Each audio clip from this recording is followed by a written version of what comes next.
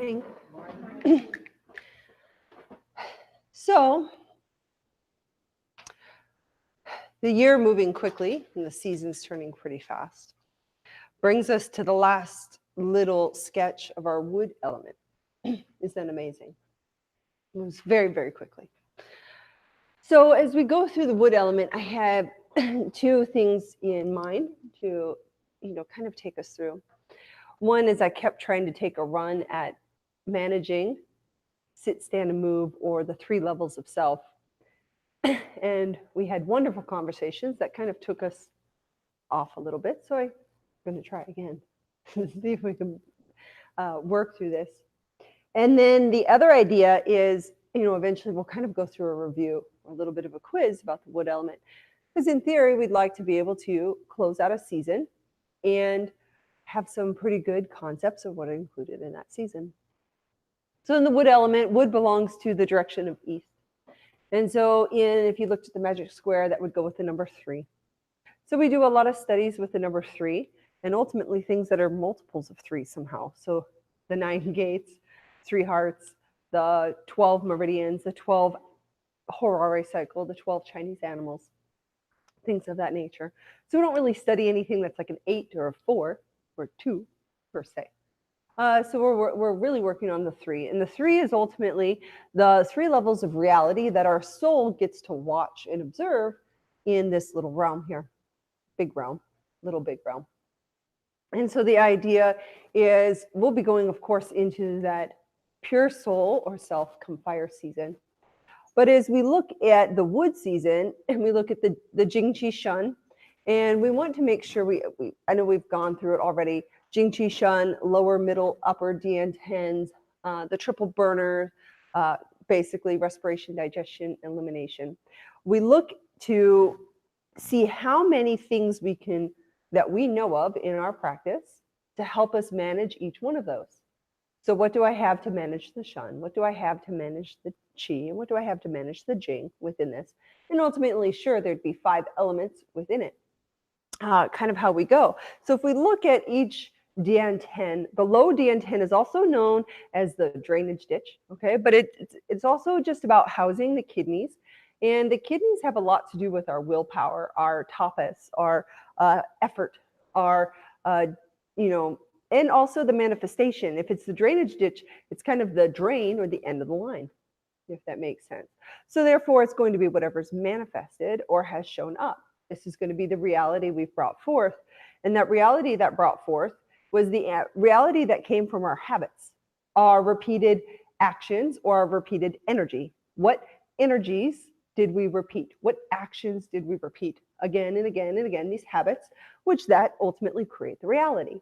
Because it's not the thing you do once. So we have, a special day, it's New Year's Day, and we want to set a new intention. So we have this big idea, but unless it becomes a habit, it doesn't manifest into reality. It just goes poof, right? So we look at, then looking at the habits, the overall energy in that idea. And the overall habits, your habits have a lot to do, of course, with your breath, right? And that's your manifestation there. And then you go into the self-study or the consciousness or the thoughts, because ultimately everything that's in your reality began with a thought, right? So then it becomes, how do you manage your thinking? What's the level of control? I think my favorite new analogy for this is, have you ever seen that person walking a big dog down the street, but the dog's really dragging the person and walking the person? So the question is, if the dog is your mind and you're you, who's walking who? Is the dog pulling you down the road, the mind, or do you have a good harness and trained that dog to heel and walk next to you, right? So who's walking who? So that's kind of that idea. So we use that in then building concentration to build the muscle of the mind, and that has to be done in order to have better habits, because it has to be a certain level of intellect that keeps us on a good habit path. So whatever, we know, I did a whole bunch of memes this week for fun, because that's, on the side, extra things to do. So one of them, I think it came out today, or it'll come out tomorrow. I publish them ahead of time. And it says, watch more sunsets than Netflix. And I was like, oh, I like that. Because you find quotes. You're like, haha, I'm using that. So, but I really like that one. So the idea is it's what's your habit, what's your self-study, and how much intelligence do you have to overrule your habits? So if you want to make, that dimensional jump, going to bed early, getting up early instead of binging on, that kind of thing. So it begins with the thoughts, because then that becomes your actions, which becomes your habit, and then it manifests into the reality. So what we do is we have a whole herd of techniques that we use, because ultimately, I don't like to use the word meditation here. I know you hear this a lot for like the shuns or the self-study, but they're concentrations or contemplations, but they're not meditations, because meditation belongs to, we talk about there's these three realms, there's the three levels, the awakened state, the dream state, and the sleep state, which are the three curves here. But my concentration state is here in an attempt to reach the other side of the veil, which is the meditative state. That whatever I consider the relationship on the other side. Maybe it's going into nothingness. Maybe it's having a relationship with a supreme entity. That's up to you. Are you going Wuji, no thing? Are you going supreme entity? I don't know. But that's the meditation that occurs. So we're looking at concentration techniques. So I always like to spend a little time this season as we look at our year and come up with a list of some, it's okay, $50. So we have different concentration techniques that we'd want to do. And can we come up with a list of different things that I can use to concentrate? Okay, because concentration really is about pulling in the senses, managing the senses, right? So I can even look at concentration. I can begin, one of my concentration techniques is kind of watching my sensory pull.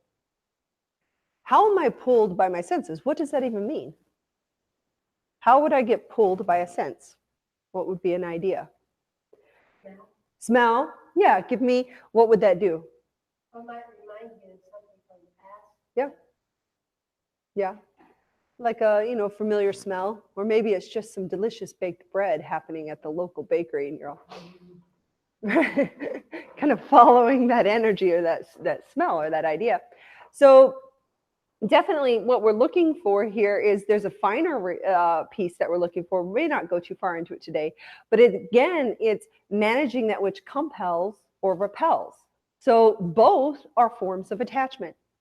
If we resist something or we are like, I'm not going to eat bread anymore because it's gluten, or I don't know, whatever reason is, it's still a resistment. So you're still attached to not doing it. Does that make sense? I know. So just as much as it's an attached to be compelled. So the idea is to sit in a place where there's neither. Good luck, but that's okay. I'll leave it. But the idea is the sensory is going to be about compelled or repelled. If you're not, okay, and how would that play out would be if, let's say, there's a smell I put in the room, okay, a scent, and I don't know, Old Spice, okay, and 3 people like it because it reminds them of Grandpa, and the rest of the room dislikes it, and one person never smelled it, and they're like, whatever. So what's happening here is you have those who are compelled. Oh, it smells like Grandpa. Those are repelled. Oh, that smells like my ex. And then you, I don't know, they still sell it. I took my 14-year-old, he wants cologne. I go to the store, they have Old Spice. I'm like, ooh, but that's okay. I'm like, don't buy that one. But they still have it. Somebody's buying it. That's all I'm saying. Okay. And then you have the person who has no relationship with it. So therefore it doesn't move them.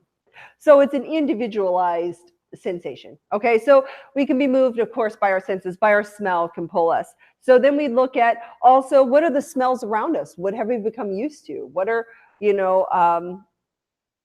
your daily aromas? And then you can, this is just a concentration or contemplation, I suppose more. The contemplation would be contemplating what smells are in your day-to-day life. What visuals are in your day-to-day life. I like to always tell this story. I used to, many years ago when I was driving around more for teaching, I would drop my son off in Central Phoenix at Montessori, and I'd go to Avondale and I'd teach. Then you take this big long road at Indian school. And one day I'm driving and I noticed, like, the whole way there, your eyes are being inundated with fast food and banking signs. And I'm like, I wonder why I'm always hungry and thinking about my bank account. Because that's all you're seeing going down the road. Versus like later, you're driving up and down into nature, into the hills there. You have a different mindset until you step back from it. But at first, like, you're not really sure. You're like, why am I always, wow, did I take care of that? Right? Because it's just about your sights and how mindful are we that that's in our environment. Does that make sense? And have we stepped back to go, maybe I should manage what my field of vision sees every day. You kind of are what you watch. You kind of are what you see. You kind of are what your five senses give you, because they are food for thought. So this is your sensory experience, is what's coming in. So your smells around you are what your smells, you are that. Your sight, you are kind of what you see, or you continuously put, they talk about that too. You can see it with movies and violent movies versus, blah, blah, blah. So there's a sensory contemplation. How about listening? There's a sensory contemplation. So you can listen to someone gossip and talk about being hard life and down in the dumps, or you can listen to a uplifting something, right? And they'll give you a different outcome. Does that make sense? Even in the moment. And then if you do it long enough, it becomes your habit. So then we look at being more meticulous about what we're listening to. Yes? Which is semantics, contemplation, concentration. Yes. And I'll give you the idea. Contemplation is what I'm giving you now. So I'm giving you a contemplation. What do I hear? What do I see? What do I smell? What kind of textures? What kind of touch? What kind of taste do I do? Those are contemplations. Concentrations would be, okay, what do I see? I'm going to park my eyes and look at the third eye. I'm going to sit here and stare at the water wheel. I'm going to look at a candle flame. I'm going to do meticulous concentration techniques. One is I'm just going to contemplate, what is this? What's happening? Is this what I want? Is this feeding me? What kind of habits does this create? How is this created into my reality? How has this gone from shun, chi, into jing and trickled down into form? What's in my ice cube? Do I have a fly in it, or is it a clean ice? Because it starts off as this and becomes rain, pools into a river, and then eventually freezes, let's just say. And now you have an ice cube with a fly. Not that fun. So we might want to melt that, evaporate, start over, filter. But if we didn't even know, does that make sense? So the contemplations is seeing the five sensory world, and what are you feeding your senses, and who's leading who? So I invite you for a contemplation. What are you feeding your senses? What are your senses eating? And who's leading who? Because your senses pull you just like your mind can pull you, just like that dog pulling the person down the road. Have you ever been so pulled by the smell and the taste that you couldn't help it? You went in for it anyway? No, not me. I mean, maybe you. I'm kidding. So, but do you see what I'm saying? So you're pulled by it. That's why they say keeping to the center. The goal here is to not be moved either way, though. That's the hard part. So not so compelled, but not then flipping to pure renunciation. Well, that's horrible. It's just this. I'm not going to do that. I have a blah, blah, blah. Okay, well, you're just creating the same level of pull. Okay, so what are you feeding your senses? What are your senses being fed? Contemplation. Okay, who's pulling who? So that's your contemplation, and just watch on a day-to-day basis, but you have to watch and do it without judgment. Okay, so no judgment. I know, just discernment, no judgment. We're just looking for self-study here. What is it? Who said it? Unexamined life is not worth living. There's a guy, a famous guy. Come on, there's a teacher in the room who's supposed to know this. I'm kidding. There's an unexamined life is not worth living. It's a famous quote. 10 stars if you bring that name back. No. But that's the idea. An unexamined life is not worth living. That's pointing to the idea of the self-study. I talked with a gentleman this morning who keeps every week, or every time I see him, he's staring at this water wheel. He stands here in class. And I was curious. I'm like, finally, I had mentioned, oh, that's your internal alchemy, like 2 weeks ago. And he's sitting here. And then I asked him, well, what do you see? He's like, well, I see something different. Okay, tell me what you see in that idea in the water wheel. And if you know the water wheel, you can look at it. And he came up with an interesting, he's like, at the bottom, this is early life. This is all your work, your basic things. But you always have this path up to wisdom.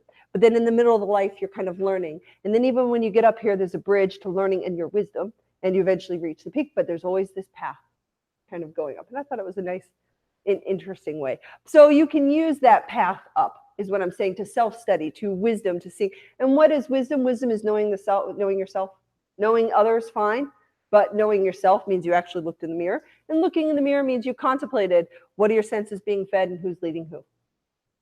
Okay? Because that's going to trickle all the way down. So if we start with that idea. So I can do concentration techniques for the eyes, look at the third eye, do a gazing, stare at the water wheel. Does that make sense? For the nose, right? Breathing techniques. You can do that for chi too, though. So that has a little bit, that kind of goes. You can even just observe. You can concentrate on observing the breath. There's a great way to go, because the breath will tell you everything. How that breath is moving through the nose. Is it jagged? Is it smooth? Is the beginning strong? And so there's all kinds of observations. So you can have a one-pointed concentration on just looking at the breath. Does that make sense? So you can do things like that. For the tongue, you can do things like the 5 element points in the mouth. Does everybody know the 5 element points? So you park the tongue, because the tongue is connected to what major organ? Heart. Almost, it's actually like the same muscle. Good news, bad news, it's only 2 muscles that don't get tired of moving. It's 50-50. Good news on the heart, the tongue can go either way. Sometimes you're like, isn't your tongue tired? But so the idea here is the tongue is connected to the heart, and the heart, of course, we go into the idea of the anxieties and things of that nature. So you want to calm the heart, you still the tongue. It's also why people do like part of the reason you might do like a silent vow of silence or meditation or something, or a weekend or something. So you park the tongue. Where's the 5 points in the mouth? Where's the fire point that's the easiest? Yes, where on the top more specifically? Behind the upper teeth. Okay, we got 1. 4 more to go. Where's wood? This is also where you can look for jaundice. Roof of the mouth. Will yellow with jaundice. Up and back, water. Metal, straight forward between the teeth. Earth can come out and down. Why not? Basically. So I have the places I can park the tongue for the 5 elemental kind of pieces. Red dragon, we all know red dragon, right? And I could begin all my different concentration techniques. I have my book to help me cheat here.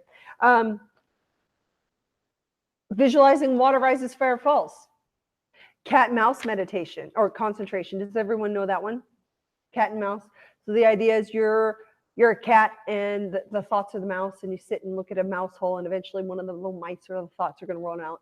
And you're the cat who's sitting there going, I wonder what thought I'm going to have next. And you watch.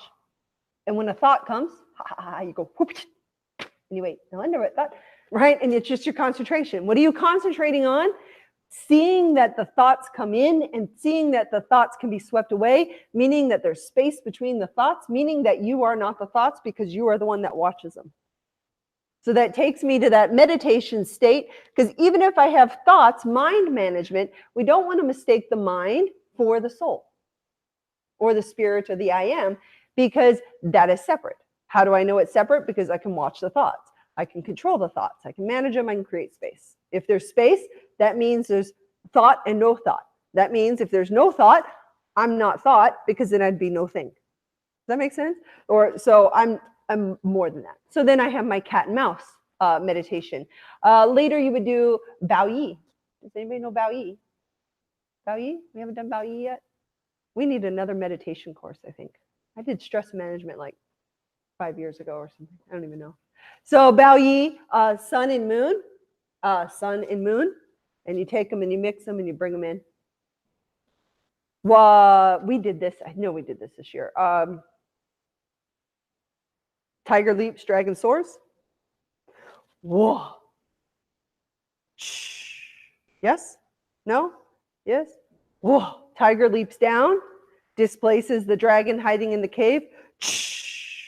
Creates water, comes up. The dragon trickles in the, dances on the cloud and creates rain.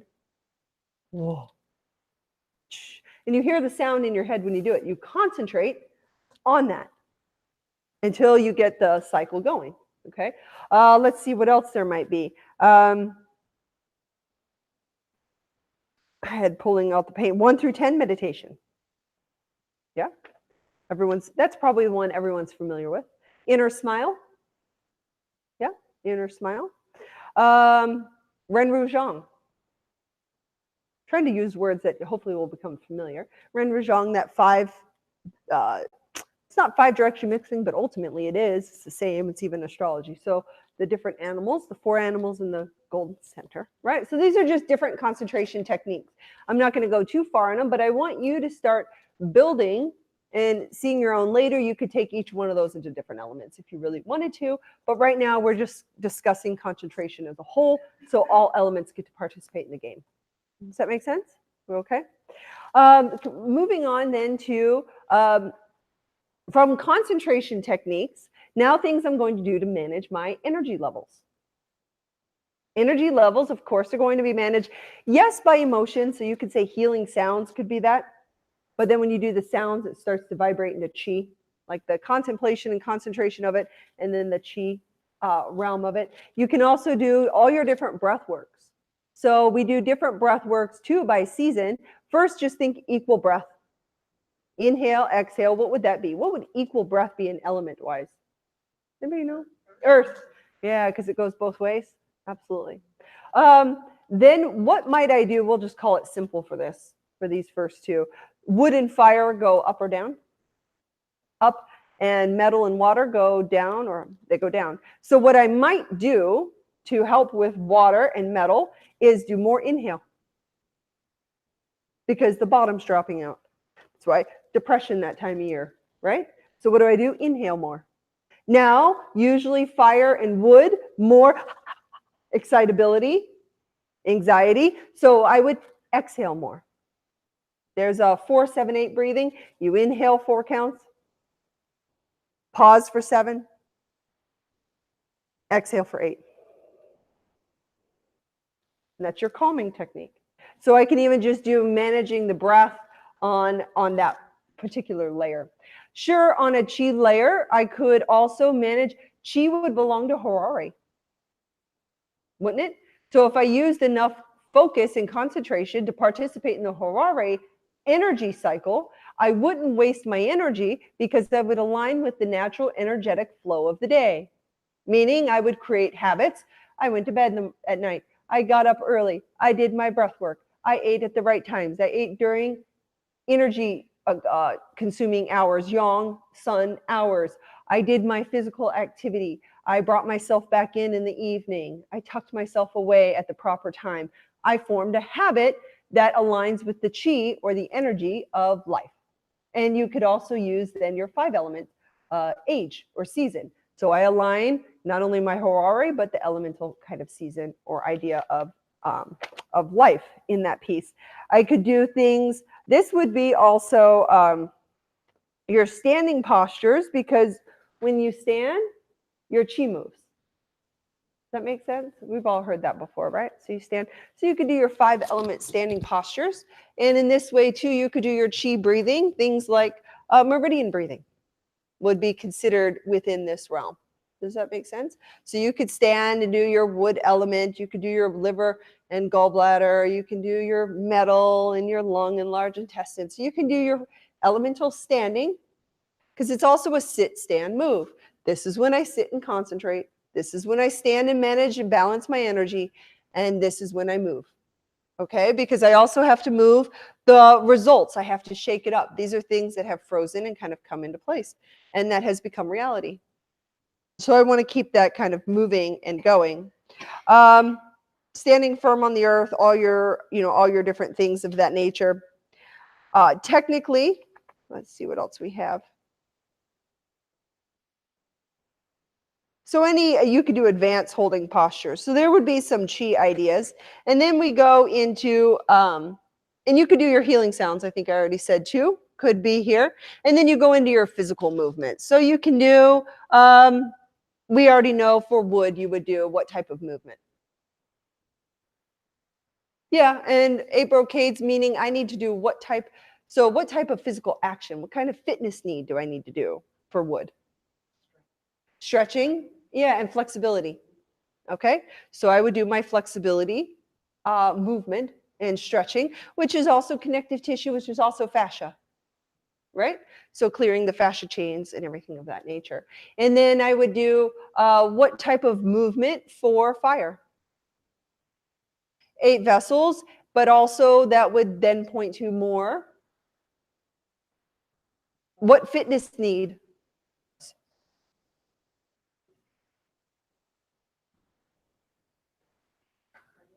Cardio.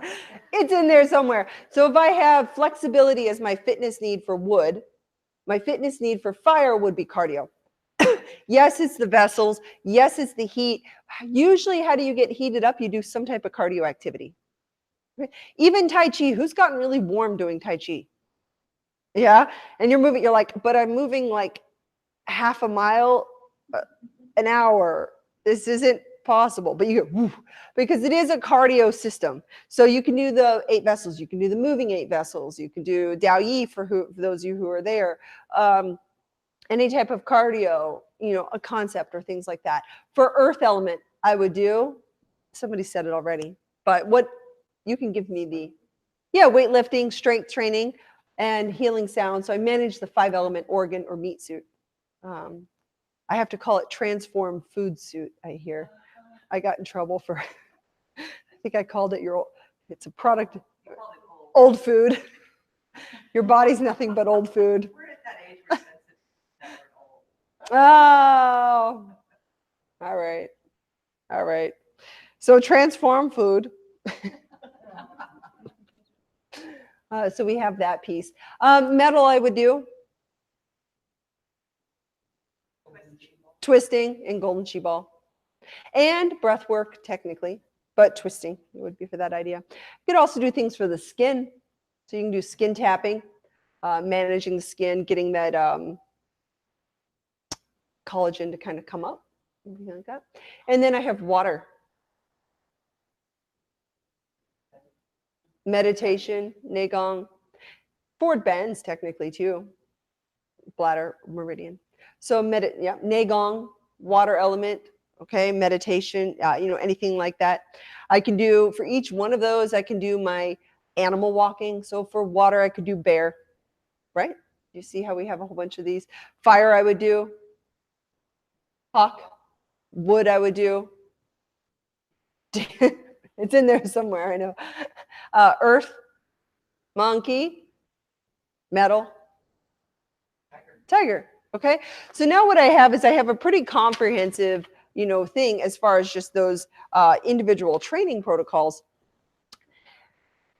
And I do use 3 levels. There's additional concepts with these. So as I'm doing that concentration, I'm doing that outward self-study, contemplation. Okay, so that's what it really is. And then concentration techniques, attempting to concentrate even on concentrating good habits, which brings us down to that next level or energy. And ultimately, what are we looking for in that energy field? We're not looking of anything negative emotion like anger, shock, worry, any of that. We're trying to clear that out. And we're trying to live ultimately in a love state. So they say chi love, or being devoted to the practice, habits, and things of that nature. The last would be using that kidney power, that willpower, then to execute that. I know that's probably the hardest. I find it interesting that a lot of people come here first. I meet with so many new students, and they come here, and not many come here for the mind or the concentration. A lot of them come to manage the body. They know they need balance. They know they need strength. They know they need flexibility. These are all body, items. So then, but they don't have the willpower to do it on their own. So they kind of come and use the willpower of the instructor to make them do it, because they know if they stand in front of you, they'd have to take more willpower to walk out of the room than to just Nobody actually wants to walk out of the room. So you can do that. So you can kind of supplement that will. Does that make sense? You know, at first. So I thought what we would do today, we can also do sounds and mantras. So Om, Ha, Reem, you can do to kind of resonate, because ultimately what we're trying to do is find that middle road and that nice resonance that we're trying to work with this. So I wanted to take you, we never do meditations in here, it doesn't seem. So I wanted to take you through a little bit of a meditation, if that's okay, just so that you had something to kind of go on.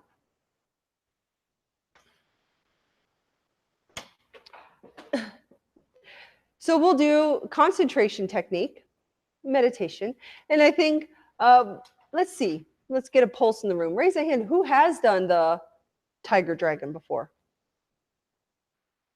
Who's mastered it? Okay, good. It's one I wanted to do. So the idea here with this meditation, you can sit in any way that you like. If you're in your chair, can you come to the edge of your chair? You can put both your feet on a block if you want. That might make the back feel better so it's not hanging. Mm-hmm. So your feet would plug in and your spine. You can take the hands and rest. I found a specific mudra. This is great for inflammation. So you can do here. Thumb and pinky and ring. Not over, just touching. Yeah, and then extending. So they say 45 minutes a day you do that. I think you just don't have inflammation because you can't do anything. You just got to sit there. So long spine, good breath.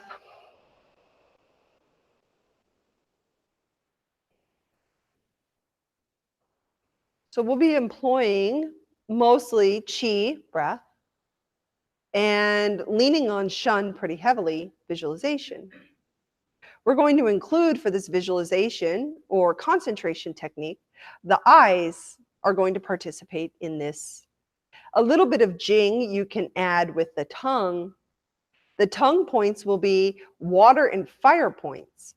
If I were to inhale and put the tongue all the way up and back at the soft palate, and exhale forward behind the upper teeth, hard palate, that would be the most jing action in this. Inhaling tongue up and back. Exhale tongue forward and down. Well, forward and up. I begin first just concentrating on the breath, pulling your senses in. Who's leading who? Can your senses be managed? Listen, use your ears, a sense of hearing, to listen to the breath. Inhale and hear the inhalation. Exhale and hear the exhalation. Continue this and refine it.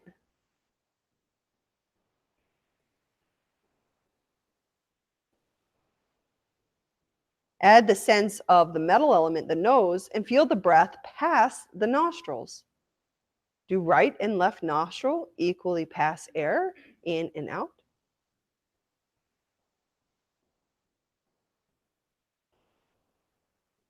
Can you make the breath smooth, even, and without differentiation from beginning to end?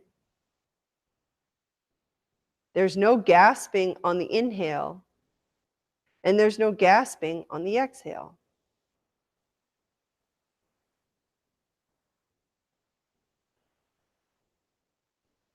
It's a steady rise in ascent and a steady exhale, equal breath.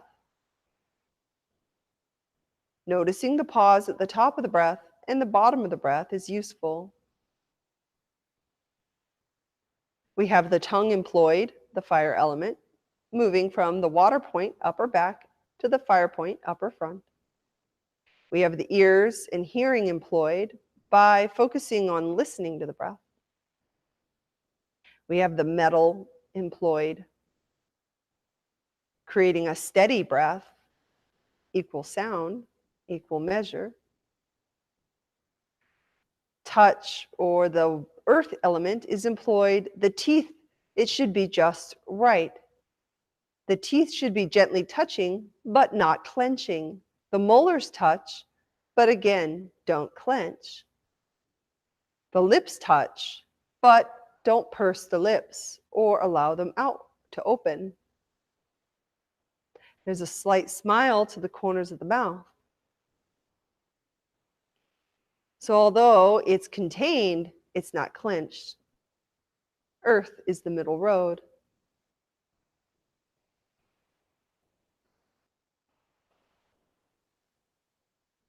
The fifth sense to bring inward is the eyes. For now, park them and look up between the brows of the third eye center.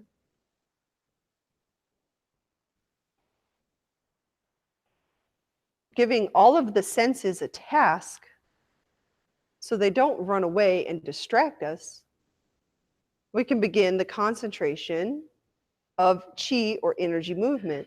We inhale and picture water rising up the spine to the top of the head, down the eyes. Exhale as we drop the tongue and drop the heat from the head, through the heart center, and warming the low DN10, capturing it by closing the Huoyin.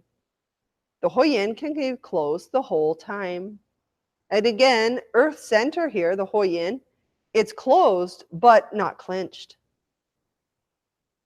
The eyes follow the water now. Inhaling, the eyes look up the spine as if tracing the water up and looking at the top of the head. Hang timing for a moment before you exhale, and the water falls the face, clearing the head. Tongue moves, heat descends, eyes look down, looking at the pelvic floor with the eyes inside the body. Pause there for a moment before inhaling and picturing the water coming up.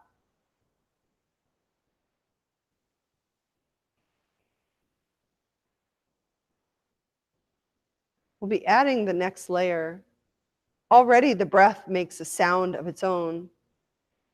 It would seem odd that there's a sound on the inhalation because we're used to making a sound on the exhalation.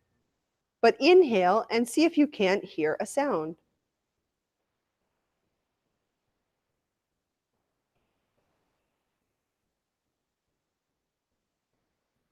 Some would say it says so on the inhale and hum on the exhale, as if singing a little song, so hum. Here we know we don't have to use an exhalation to make a sound.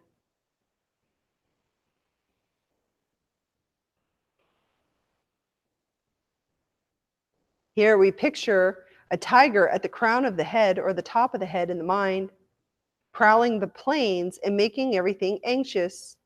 The prey is edgy and everything's moving turbid.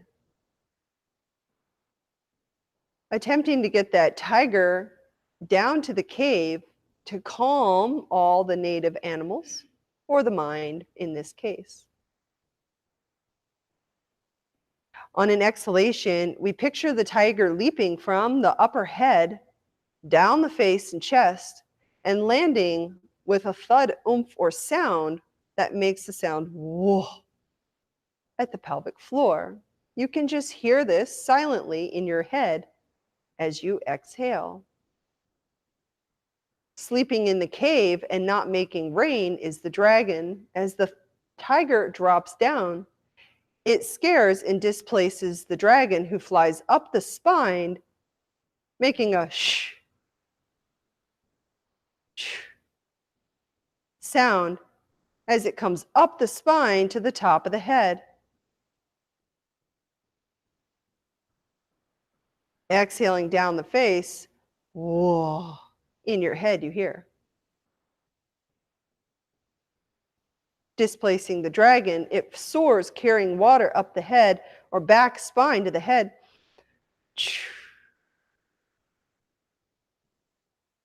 So it's an inhale that sounds like chew. Whoa.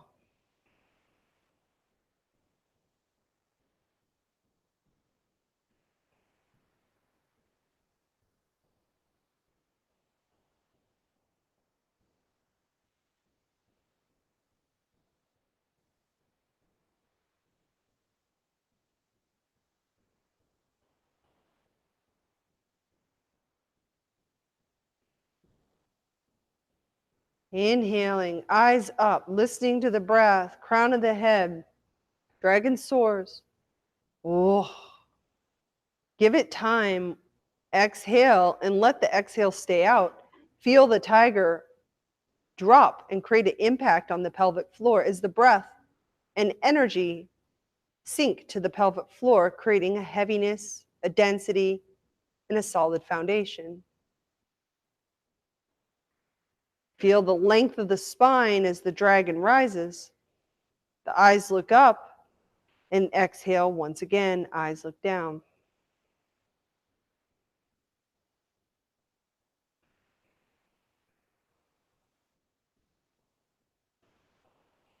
Continue this breath. Make sure the chin is toned slightly down.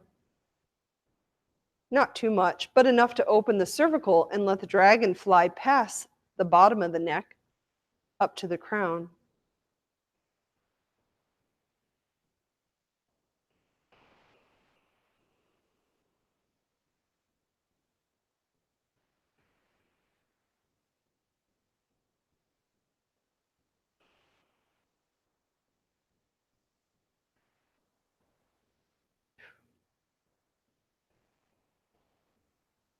Few more. Listening to that breath rise up the spine. That exhale. Whoa. Whoa.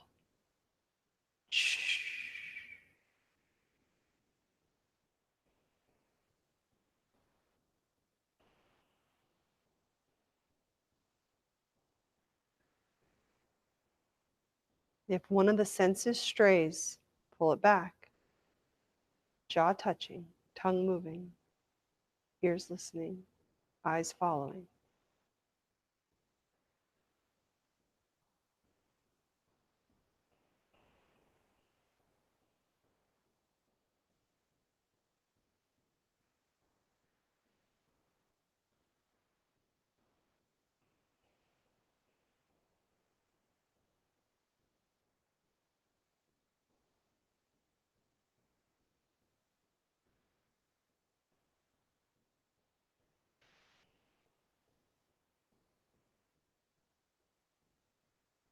Last few, make the breath a little longer. Pause the breath between a little longer.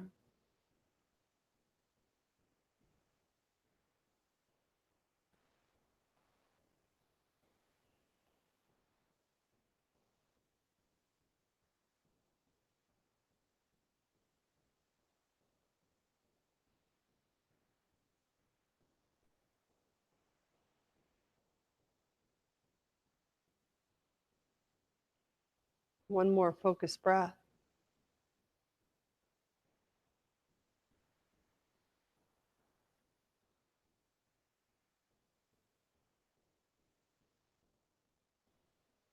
And then let everything be. No control. Just watch.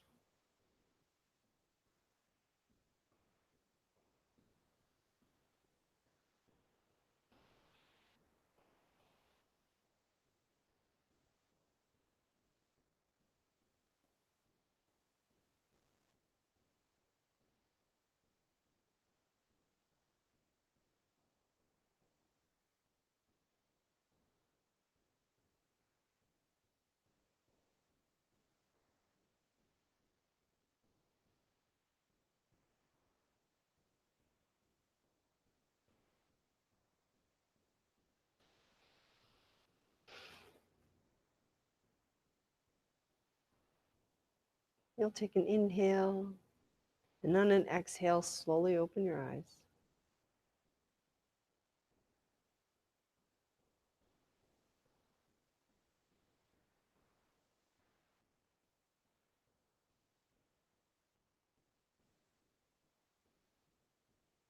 Practice, although you have the eyes open,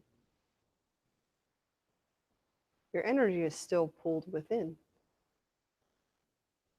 as if the eyes are unfocused.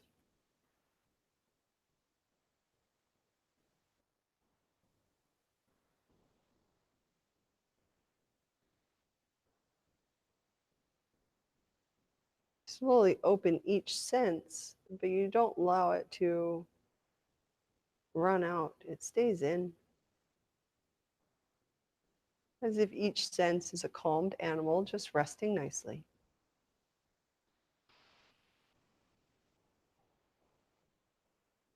You can slowly begin to move about, trying to come back to this side a little bit.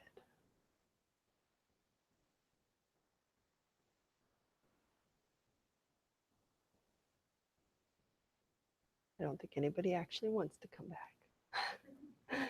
You all seem very happy where you are. So there's a nice little meditation. Hopefully you can take it home and practice it.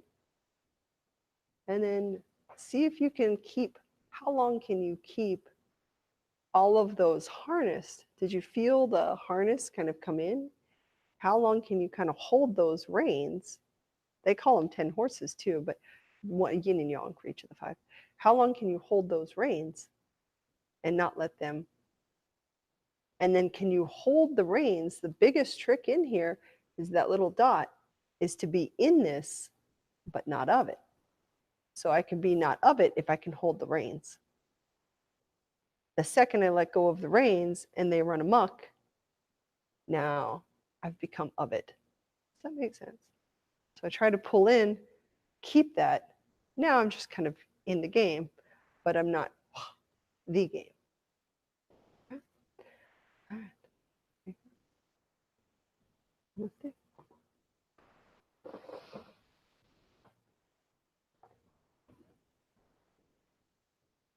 Is that who?